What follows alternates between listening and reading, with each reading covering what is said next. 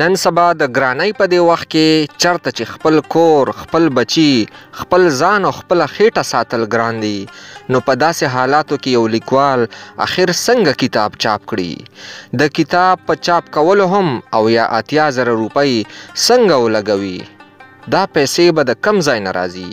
چې بیا ورله یا د کتاب اخیستونکي ګوري او یا یې خلکو ته په ډالۍ کولو ختم کړي. د دغې وجونکې ګرانۍ له سببه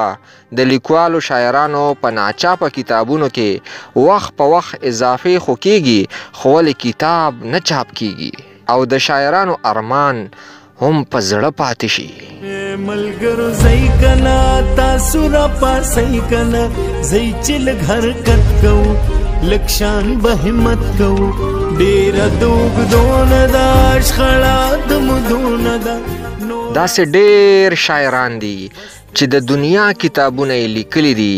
خو د چاپ کولو وس نه لري.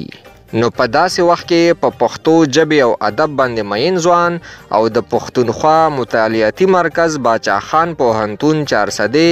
د امفل سکالر او د ملکن ایجنسی درګۍ تحصیل د کلی ورتیر یو زلمی لیکوال ښاغلی وقار محمد وقار دغه سوچ مخې ته راوړو چې ولې نه داسې یو تنظیم جوړ کړی شي د کوم په مدد چې به د لیکوالانو ناچاپه کتابونه چاپ کیږي چې ګټه او حقوق به هم د لیکوال خپل ملکیت وي. نو دې ځوان فکره انسان دغه سوچ ته د عمل جامه ورکولو دپاره د خپلو څو ملګرو سره رابطې وکړې چې په هغې کې محترم استاذ نوموړی شاعر لیاقت تصور صاحب او حساس محمدزی صاحب شامل وو. دغه رنګې هغوی هم د دوی سره اتفاق وکړو او وړاندې قدمونه یې واخیستل چې په لومبي سب کې ورسره نور په ادب مینو شخصیاتو کې ستر محقق ښاغلی صادق امنزی صاحب څوک چې د ریډیو د لارې یوه پیژندلې نامه ده سره د بل همکار ملګري ښاغلي کیسر شاه کاکا خیل صاحب برخه واخیسته او د تنظیم باقاعده پرانیسته په فروری 2024 کې وشوه. ستانه جوړ وینې ملګرو زئی کنا تاسو را پاسئ کنا زئی چې لږ حرکت کوو لږ شان به همت کوو او په مشترکه طور د واتس اپ د لارې د خپلو علاقو د شاعرانو ادیبانو سره رابطې وکړی شوې او د واتس اپ یو ګروپ وجود کې راغی. دې ګروپ کې ډېر په تیزۍ سره د 100 نه زیاتو ادیبانو شاعرانو حصه واخیسته. د تنظیم لپاره د ملګرو په صلاح او مشوره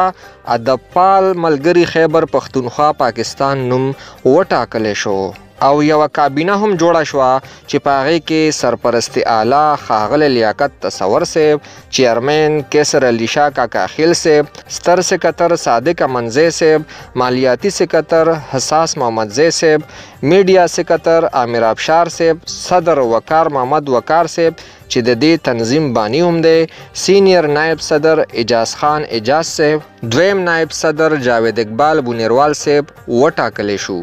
یاد دی وی چې په دې تعداد پوره کېدو سره تنظیم کې د کتاب د چاپ کولو قراندازۍ لپاره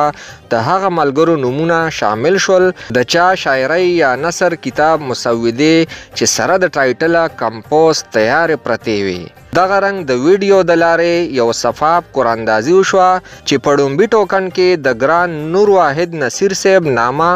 د شعري مجموعې لپاره راووته چې د کتاب د خرج ټولې پیسې ملګرو د آئین په دود تقسیم کړي. نو په هر ملګري 400 روپۍ راغلي. ټولو ملګرو د زړه د اخلاصه په ایزی پیسه اکاونټ ټولې پیسې جمع کړي، بلکې ځینې ملګرو پکې د پښتو ژبې سره د ډېرې مینې او محبت د وجې یو په 2 چنده پیسې هم جمع کړي او لږ وخت کې کتاب چاپ شو. دا د ادب پال ملګري خیبر پښتونخوا پاکستان تنظیم ډومبۍ کارنامه ده چې د نور واحد نصیر صاحب کتاب چې نوم یې دی په انتظار یې د پښتنو لاسو ته ډالۍ کړو. نو ځکه خو یارانو ویم تاسو ته ځوانانو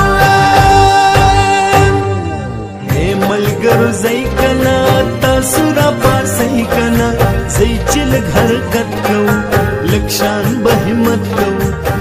دا تنظیم د ټولې صوبې په سطح دی او په دې کې د ممبرشپ هیڅ حدود مقرر شوي نه دي، بلکې هر سړی په دې کې حصه اخیستی شي. او ها ضروری نه ده چې صرف شاعران ادیبان د دې تنظیم برخه وي بلکې هغه ملګري کوم چې شاعران نه دي خو هغوی بیا هم د خپلې ژبې او شعر سره مینه لري او د دې خدمت کول غواړي نو هغه عام ولس هم د دې تنظیم کې حصه اخیستی شي او دې کار خیر کې خپله برخه اچولی شي ولې چې په راروان وخت کې تنظیم لوړې ارادې لري چې د پښتو ژبې او ادب لپاره ډیر کار وکړي او د هغه ټولو شاعرانو کتابونه چاپ کړي څوک چې په خپله د کتاب چاپ کولو وس او طاقت نه لري تاسو هم د دې تنظیم برخه شئ او د پښتو ژبې او ادب د پرمختګ دپاره خپله د زړه د اخلاصه خدمت وکړئ د تنظیم صدر وقار محمد وقار سرپرست اعلی لیاقت تصور سره د تنظیم غړي ظریف خان ثوابیوال ته ورکړي اجازت د الله په امان